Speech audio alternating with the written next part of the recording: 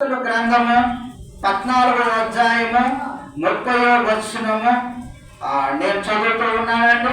సాత్వికమైన మనస్సు శరీరమునకు జీవము, మత్సరము ఎముకలకు కుళ్ళు. ప్రార్థన చేసుకుందామండి.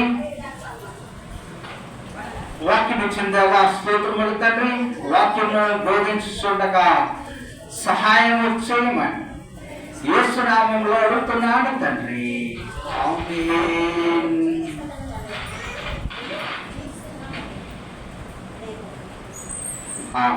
వాక్యము ధ్యానం చేసుకుందామండి.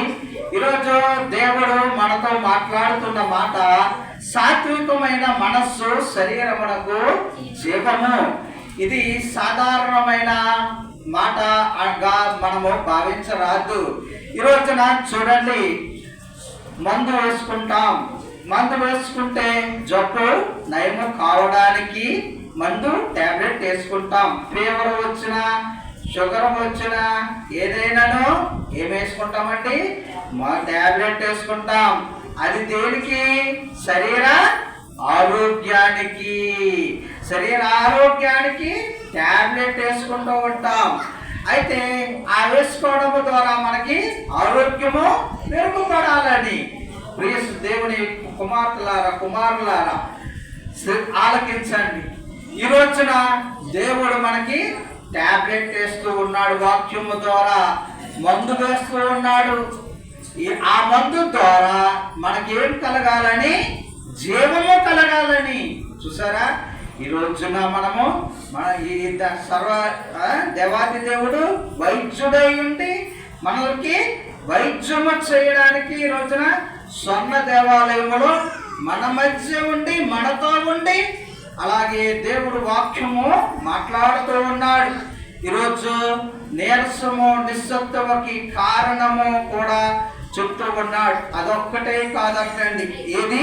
సాత్వికమైన మనస్సు అనగా గ్రీకు పదములో చక్కటి వర్ణన శాంతి గల హృదయము అనే, శాంతి గల హృదయము అనే మీనింగ్స్ వస్తాయి అన్నమాట అండి. శాంతి గల హృదయము, అలాగే ఇటువంటి మీనింగ్ సాత్వికమైన మనస్సుకి వస్తూ ఉందన్నమాట అండి. అయితే ఈ మనస్సు శరీరమునకు జీవము, శరీరమునకి ఆరోగ్యము. ఈ రోజున అలాగే ఒకవేళ సాత్వికమైన మనస్సు లేదు, ఏ మనస్సు ఉంది? ఒకవేళ అసూయ ఉంది, ఈర్ష్య ఉంది, పగ ఉంది, ద్వేషము ఉంది, ఈ మనస్సు కలిగి ఉంది. ఒకవేళ ఈ మనస్సు కలిగి ఉంటే ఎముకలకు ఏమైపోతుందంటండి? కుళ్ళు. చూసారా, ఇక్కడ చూడండి, ఆ మనసు ఉంటే జీవము అంటూ అన్నాడు. ఆ మందుకి ఈ మందు. ఇక్కడ మత్సరముకి ఏముందండి? కుళ్ళు. ఇక్కడ అర్థమైందండి, బయట నుంచి ఏది కూడా గ్రద్ద గాని కాకి గాని ఏది పొడవట్లేదు. మన ఎముకలను ఏది కూడా బయట నుంచి ఏది పాడు చేయట్లేదు. పాడు చేసేది ఎక్కడి నుంచి పాడు చేస్తుంది? లోపల మత్సరము అనే హృదయం ద్వారా ఏమైంది? ఎముకలు కుళ్ళు పట్టే స్థితిలో ఉంటూ ఉన్నవి. ఈ రోజున మనం అందరము కూడా ఆరోగ్యము, సంతోషముగా ఉండాలని దేవుడు మనతో మాట్లాడుతూ ఉన్నాడు. సర్వ రోగ నివారణ అయిన సర్వశక్తులైన దేవుడు మనతో మాట్లాడుతూ ఉన్నాడు. ఈ రోజున చూడండి, ఒక ఉపమానము ద్వారా మీ ముందు ఉంచుతూ ఉన్నాను. ఆ ఉపమానము ద్వారా ఈ వాక్యము మనకి ఇంకొంచెము హృదయంలోకి చొచ్చుకొని వెళ్ళులాగున ఆ ఉపమానం మీ ముందు ఉంచుతూ ఉన్నాను. అయితే చూడండి, ఆ ఒక కథ, ఒక ఉపమాన రూపంలో మీ ముందు ఉంచుతున్నాను. చూడండి, మణిగారు వారు గ్రామం ఉంది, పిఠాపురం దగ్గర అదేదో ఊరుంది. ఆ ఊర్లో అంటండి ముందు సంవత్సరం చక్కగా వర్షాలు పడిపోయి అంట. వర్షాలు పడిపోతే చక్కగా పంట విస్తారంగా పండుతోంది. కాయగూరలు వేస్తుంటే కాయగూరలు వచ్చేస్తున్నాయి, విపరీతమైన పంట వచ్చేస్తుంది, వరి వచ్చేస్తుంది, పళ్ళు పడుతూ ఉన్నాయి. చక్కగా అవన్నీ కూడా క్రాప్ వచ్చేసినాయి. అన్నీ కూడా కోసుకొని చక్కగా ప్రాఫిట్ పొందుతున్నారు అనమాట అండి. ప్రాఫిట్ పొందుతూ అంటే వారికి ఏముంది? వారికి సంతోషం ఉంటుందా, విచారం ఉంటుందండి? సంతోషమే. వారికి సంతోషం ఉంది. ఇక్కడ ఆ గ్రామంలో ఈ రెండు మనస్తత్వాలు, ఇద్దరు వ్యక్తులు ఉన్నారు, ఇద్దరు స్నేహితులు. వారు ఇరువురు కూడా సమానముగా పంట ఉంది, సమానముగా కష్టం చేశారు, సమానముగా సంతోషము కలుగుతూ ఉన్నది వారికి. ఈయనకి ఎంత ప్రతిఫలం వస్తుందో ఆయనకి అంతే ప్రతిఫలం వస్తుంది. కానీ మొట్టమొదటి వ్యక్తి ఆయనకు వచ్చిన దాంట్లో చక్కగా దేవునికి కృతజ్ఞతా స్తోత్రములు చెల్లించుకుంటున్నాడంటండి. మరలా వచ్చిన వారికి ఎంతో కొంత సహాయము చేస్తూ చక్కగా ఆనందముగా ఆయన తృప్తిగా జీవిస్తూ ఉన్నాడు. ఇలా ఉన్న సందర్భంలో ఒక సంఘటన జరిగిందంటే, ఒక సంఘటన ఎలా జరిగిందంటే ఆ పక్క స్నేహితుడు చూచాడంట. చూచి ఆయనకి ఈయన పంట కన్నా కొద్దిగా అధికముగా రావడము గమనించాడంట. చూడండి, ఆ ఈయన కన్నా కొద్దిగా అధికంగా పండడం గమనించాడంట. అంటే ఈయన ఆదాయం కన్నా ఆయనకి కొంచెం అధికంగా ఆదాయం వస్తుంది. చూడండి, ఇంకంతే. ఆ రోజు నుంచి, ఆ క్షణం నుంచి ఆయనకు వచ్చిన దాంట్లో ఆనందము పోయి దివారాత్రులు వాడు ఆదాయము వచ్చిన ఎక్స్ట్రా వచ్చిన దాని గురించి ఈడు నిద్ర పోగొట్టేసుకున్నాడు అంటాడు. చూడండి, అంచు హృదయము ఇప్పుడు ఏమైపోయిందంటే దివారాత్రులు వాడి గురించే ఆలోచన మొదలు పెట్టాడు అనమాట అండి. ఇక ఆయనకి సంతోషం అనేది దూరం అయిపోయింది అనమాట అండి. వాడు నేను కష్టం చేశాను, నాకన్నా కొద్దిగా ఎందుకు వచ్చింది అని వేదన పడిపోతున్నాడు అంటండి, దుఃఖపడిపోతున్నాడు అంటండి. దీవారాత్రులు దాని గురించే అది ఆలోచన పెట్టుకొని మనశ్శాంతి కోల్పోయాడు అనమాట అండి. ఇక్కడ మనస్సులో ఏమెచ్చుకున్నాడు?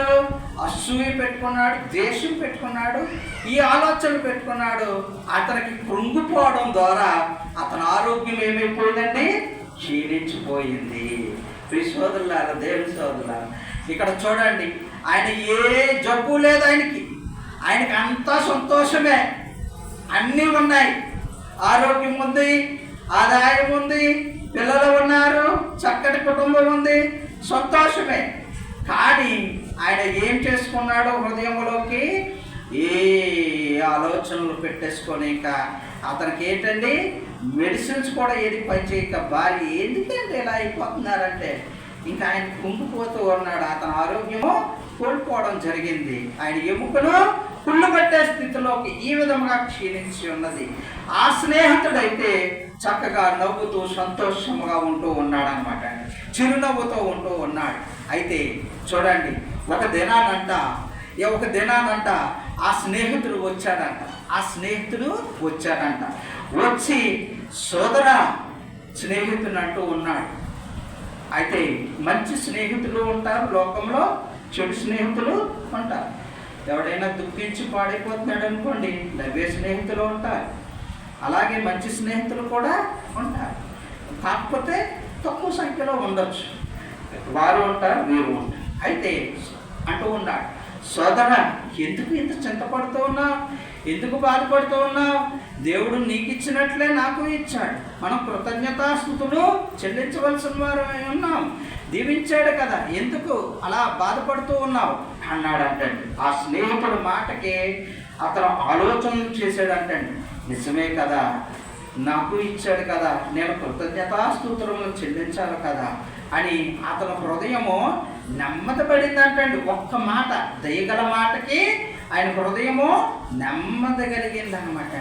నెమ్మదగలిగి శాంతి కలిగింది అనమాట. ఆలోచన చేసి నిజమే కదా, ఈ విధముగా ఉంటున్నానేంటి, ఏ మందు పనిచేయలేదు ఇక్కడ. అందుకనే సామెతలు 12వ అధ్యాయము 25లో ఉంటుందండి, ఒకని హృదయములోని విచారము వానిని కృంగ చెయ్యను, ఒకని హృదయములోని విచారము వానిని కృంగ చెయ్యను. మరి ఏది బలపరుస్తుందండి? దయగల మాట వానిని సంతోషపెట్టును. దయగల మాట, మృదువైన మాట, తేనె త్రాగుము. మనోచిత ఉన్నట్లయితే మందు ఏంటండి? తేనె అంటే వాక్యము తేనె. తేనె మనకి ఏం చేస్తుంది? బలపరుస్తుంది, ఆరోగ్యం ఇస్తుంది. ఈ రోజున శక్తివంతులం అవుతూ ఉంటాం. ఆ శక్తి ఎందుకు ఉపయోగించాలి? అపవాదిని ఎదిరించడానికి. మనము సైన్యము, యెహోవా సైన్యములారా అంటూ ఉన్నాడు. సైన్యం ఎందుకంటే సైన్యము దండు ఎందుకు? ఎవరైనా వస్తే పోరాటి ఇలా మోసుకొని సైన్యం జాయిన్ చేసుకుంటారా? వెంటనే కొన్ని పోలీసు వాళ్ళని బలహీనంగా ఉన్నావా, లేదా హాస్పిటల్లో ఉన్నామని జాయిన్ చేసుకుంటారండి? జాయిన్ చేసుకో. పరుగులో నెక్కాలి, ఇసరమాట ఏమండి. మిలిటరీలో అంత ట్రైనింగ్ ఇచ్చినాక అన్నీ ఫిట్గా ఉంటే అప్పుడు జాయిన్. సైన్యము